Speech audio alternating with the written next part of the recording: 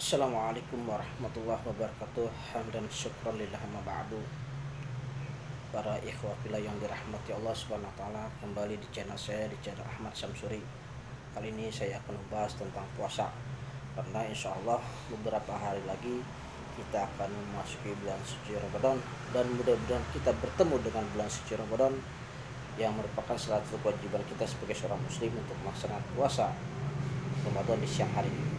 Baik, dalam kitab Kifayatul Asyar dijelaskan menurut Syekh Abu Suja, wasyara itu wujubus syami salah satu asya al-islamu wal bulugu wal aklu. Syarat wajib puasa itu ada 3 macam, yaitu Islam, balik, dan berakal. Puasa menurut lugahnya di sini artinya menahan diri dari sesuatu, sebagaimana firman Allah katakan dalam surat Maryam ayat 26, ini nazartu lirrahmani sauman, sungguh aku bernazar karena Allah untuk menahan diri dari bercakap dengan orang lain. Adapun puasa menurut syara artinya menahan diri yang tertentu oleh orang yang tertentu dalam waktu yang tertentu dengan syarat yang tertentu. Kemudian ketetapan wajibnya berpuasa itu berdasarkan Al-Quran, Sunnah, dan ijma para ulama. Dalam Al-Quran disebutkan dalam surat Al-Baqarah ayat 125, "Paman syahida minkumus syah falyasum." Barang siapa di antara kamu melihat bulan tanggal baru, maka hendaklah kalian berpuasa. Di sini ditegaskan pula dalam hadis Nabi Muhammad SAW riwayat Bukhari Muslim, maaf, dikatakan sumu wa abtiru simu li ru'yati wa abtiru li ru'yati fa in gumma alaikum faqmilu sya'ban salasin. Berpuasalah kamu dengan melihat hilal, berbuka puasalah olehmu karena melihat hilal. Jika tidak nampak hilal olehmu, maka sempurnakanlah bulan Sya'ban menjadi 30 hari. Kemudian kewajiban puasa itu tersebut berkaitan dengan orang yang Islam, balik, berakal, dan berpuasa. Jadi puasa tidak wajib bagi orang kafir. Puasa tidak sah dari orang kafir karena orang kafir bukan termasuk ahli ibadah. Puasa juga tidak wajib bagi seorang anak kecil dan orang gila. Ya, sebagaimana Nabi katakan, rufi'al qalamu an salasatin minhumus sabiyya wal majnunu wan na'imu. Kalam pencatat amal telah diangkat dari 3 orang ini, yaitu anak kecil, orang gila, dan orang yang tertidur. Adapun bagi orang yang sama sekali tidak kuat berpuasa atau kuat tapi andai kata diteruskan akan membawa bahaya atau sakit yang tidak dapat ditanggung karena sebab tuannya atau karena sakit yang tidak lagi dapat diharapkan sembuhnya, maka orang itu tidak wajib puasa. Jadi jika orang itu sakitnya, jika dia puasa juga, sakitnya makin parah hadapun, itu tidak diwajibkan berpuasa. Ya, kalau sakitnya makin parah, kalau ketika berpuasa, pokoknya udah nggak karuan dah, gitu kan sakitnya, maka tidak wajib berpuasa. Cuma di sini dikatakan pula dalam kitab Ahyar, benar tidak diwajibkan berpuasa. Akan tetapi orang itu wajib membayar 1 mud bahan makanan sebagai gantinya puasa 1 hari menurut kaul yang sahih, yaitu jika orangnya mampu membayar. Jadi andai kata orang itu tidak mampu membayar pada ketika itu, tetapi di kemudian hari mampu, apakah wajib dia membayar mud? Ada 2 kaul, sebagaimana di dalam masalah kafarah jima ketika orangnya tidak mampu lalu kemudiannya mampu. Wallahu a'lam. Jadi kalau dia orang sakit tidak mampu berpuasa, kalau dia puasa juga akan tambah parah sakitnya, makin gak karuan sakitnya, maka dia tidak wajib puasa, cuma wajib membayar fidyah. Fidyah ini caranya membayar 1 mud 1 hari kepada fakir miskin. 1 mud itu berapa? Di sini kalau saya lihat di Google, 1 mud itu 0,675 kg, atau mungkin boleh dikatakan 0,688 liter beras, atau 3/4 liter beras. Jadi setiap 1 hari memberikan 3/4 liter beras kepada fakir miskin, ya. dia wajib membayar fidyah aja, tidak berpuasa lagi, tidak wajib berpuasa tapi membayar fidyah dengan membayar 1 mud 1 hari, atau boleh dikatakan 3/4 liter beras setiap harinya ya. Kemudian menurut Abu Suja, wa faraidu shaumi khamsatu asya, an-niyatu wal imsaku anil akli wasyurbi wal jima'. Fardunya puasa itu ada 5 macam: niat, menahan diri makan, menahan diri dari minum, dan menahan diri dari jima'. Puasa seorang tidak sah apabila tidak disertai niat, berdasarkan hadis Nabi Muhammad SAW. Tempatnya niat ada dalam hati. Tidak diisyaratkan harus mengucapkan niat tanpa khilaf. Niat wajib dilakukan pada malam hari karena puasa siang hari itu merupakan suatu ibadah ya yang tersendiri. Bukankah telah kamu ketahui bahwa apabila salah satu dari hari-hari puasa rusak, maka hal itu tidak dapat membatalkan hari-hari yang lain. Jadi niat puasa itu adanya dalam hati dan dilaksanakan pada malam hari. Tidak ada niat puasa itu dilapaskan di mulut ya, tapi niat puasa di malam hari di dalam hati dan dilaksanakan pada malam hari. Andai kata seorang berniat puasa untuk segenap bulan Ramadan, sah niatnya untuk hari pertama saja menurut mazhab yang kuat. Jadi kalau kita niat puasa sebulan penuh ya sah niatnya untuk hari pertama saja. Di sini menurut mazhab yang kuat. Wajib bagi seorang menjelaskan niat di dalam puasa fardu, dan wajib pula melakukan niatnya pada malam hari. Ya, niat puasa wajib malam hari. Tidur, makan, dan menyimak istri setelah berniat tidak merusak niat.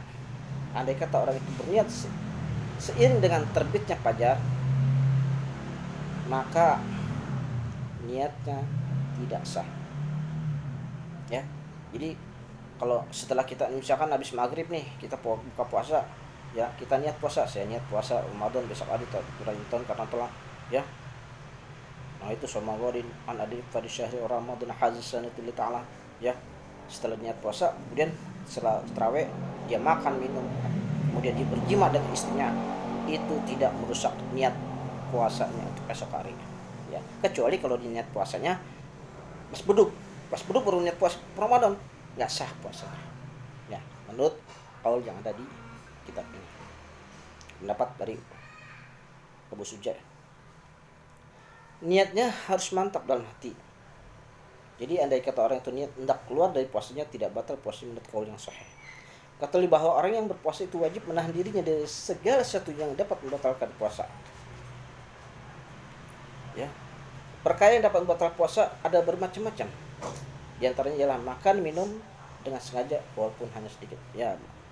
Namanya membatalkan puasa itu macam-macam ya, dari makan, minum, ya. Dari berjima dan sebagainya. Kemudian demikian pula yang serupa dengan makan. Jadi patokan puasa menjadi batal dengan masuknya suatu benda di luar badan ke dalam badan melalui lubang yang terbuka dengan sengaja dan ingat akan puasanya. Jadi puasanya batal kalau ada makanan masuk, minuman masuk ke ruang lubang yang terbuka seperti mulut, hidung, telinga, mungkin dubur termasuk ya. Ya, termasuk itu lubang-lubang seperti itu, kalau masukkan air atau makanan itu batal puasanya. Karena itu rongga. Syarat dalam badan ialah masuk ke dalam rongga. Nah, rongga dalam. Ya, sekalipun benda yang masuk tidak berubah warna, demikian yang sahih, sehingga andai kata ada seorang meneteskan suatu benda cair ke dalam telinganya atau masukkan pencelak mata atau jerami ke dalam telinga, dapat membatalkan puasa atau menyumbat kemaluannya dengan kapak, misalnya membatalkan puasa dengan qaul yang sahih ya, itu batal. Jadi sesuatu yang masuk ke dalam rongga yang terbuka seperti mulut, hidung, telinga, itu bisa membatalkan puasa, kecuali suntik vaksin atau suntik di rumah sakit, itu tidak membatalkan puasa karena tidak termasuk dalam rongga yang terbuka. Suntik itu tidak termasuk rongga terbuka. Jadi vaksin puasa Ramadan sah puasanya tetap. Mau suntik bagi puasa, mau suntik sah tetap puasanya, karena suntikan itu bukan masuk dalam ruang rongga yang dalam atau terbuka seperti mau dubur, mungkin seperti dubur, telinga, hidung, mulut ya. Demikian pula andai kata orang itu memasukkan sebilah pisau ke dalam betis, tidak batal puasanya sebab daging tersebut tidak terbilang bagian dalam Lain juga pisau itu ditusukkan ke arah perut, karena perut termasuk bagian rongga dalam. Jadi kalau betisnya ketusuk pisau nih, nggak batal puasanya, karena ini bukan rongga bagian dalam. Tapi kalau ketusuknya di dalam perut, karena rongga dalam, batal puasanya. Nah, ludah tidak membatalkan puasa, ludah tidak membatalkan puasa. Kemudian apabila ludah itu bercampur dengan benda lain, baik benda itu suci atau memilin benang berwarna dengan mulut, atau berupa benda najis seperti gusi yang berdarah dan ludah yang telah berubah karena darah, dapat membatalkan puasa. Memilin itu seperti apa ya? Memintal benang, mintal benang pakai mulut, ya, pakai mulut itu misalkan benang itu berwarna masuk ke dalam lidah itu berwarna, ketelan lidah kita yang sudah bercampur dengan warna benda itu, maka puasanya batal. Ya, ada kata darahnya sudah hilang dan ludah sudah berubah menjadi putih. Menurut kaul sahih, jika ludah tersebut ditelan, puasanya menjadi batal dan mulutnya menjadi bandis dan tidak dapat mensucikan mulut tersebut kecuali dia berkumur-kumur. Ya, ini jelas. Ada kata ludahnya keluar sampai batas bibir, lalu kemudian dikembalikan lagi dengan lidah dan kemudian ditelan, maka batal puasanya. Ya, maka di sini misalkan lidahnya sampai ludahnya sampai keluar di bibir, kembali lagi nih, ini sampai bibir sini, batas bibir lewatin nih ludahnya, ya, kita telan lagi, ya, batal puasanya menurut kaulnya di sini. Begitu juga dengan andai kata orang itu memilin benang dengan cara membasahi benang tersebut dengan ludahnya, lalu dimasukkan ke dalam mulut dalam keadaan basah dan bercampur ludah yang membasahi benang dengan ludah yang asli dari mulutnya, kemudian ludah yang ada di mulutnya ditelan, maka puasanya batal. Jelas ini. Berbeda jika orang yang menjulurkan lidahnya keluar dari pucuk lidahnya terdapat ludah yang belum terpisah, ludah itu ditelan, menurut kaul sahih puasanya tidak menjadi batal. Jadi karena seandainya lidahnya keluar dari pucuknya, bar ya, lidah dengan lidah yang terpisah di dalam mulut, ludah yang di dalam mulut ini kita telan, terpisah dengan yang ada di lidah, itu tidak batal. Ya. Andai kata dahak turun dari kepala dan berhenti di atas tenggorokan, lihat dulu apakah orang itu tidak mengeluarkan dahak dan terpaksa dahak tersebut masuk ke dalam, puasnya tidak menjadi batal. Tapi apabila orang itu dapat mengeluarkan dahak namun dibiarkannya dahak tersebut masuk ke dalam, batal puasanya. Hal ini disebabkan karena keteledorannya. Jadi dahak itu lendir ya, seperti dahak sebelum dia keluar dari tenggorokan, masih tenggorokan, kita telan, nggak batal. Tapi kalau misalnya dahak itu keluar dari tenggorokan, untuk keluar tenggorokan kita telan lagi, di sini buat kawan di sini batal puasanya. Ya, itu tenggorokan yang penting dahaknya masih di sini, belum ditelan, belum keluar sampai ke luar tenggorokan. Ya, kalau masih di sini tenggorokan kita telan lagi nggak apa-apa, dahak kita nggak batal puasanya. Kalau udah keluar kita telan lagi dahak kita, menurut kalau di sini batal puasanya. Andaikan berkumur-kumur dan menghirup air dengan hidung dengan cara berlebihan, batal puasanya. Ya. Dan jika tidak batal. Ya. Jadi berkumur-kumur, kelebihan, ketelan airnya, batal puasanya. Ya, atau lagi menghirup air di hidung dengan hidung, ya. Oh itu. Sampai masuk ke dalam, batal puasanya. Ya. Demikian jika orang tersebut ingat puasanya, jika dia lupa tidak batal dan telanjur air masuk ke dalam rongga ketika hendak mencuci najisnya, mulut hukumnya sama dengan berkumur-kumur. Demikianlah, mudah-mudahan ini ada manfaatnya ya mengenai puasa, hal puasa ya, bab puasa ya. Mudah-mudahan ada manfaatnya.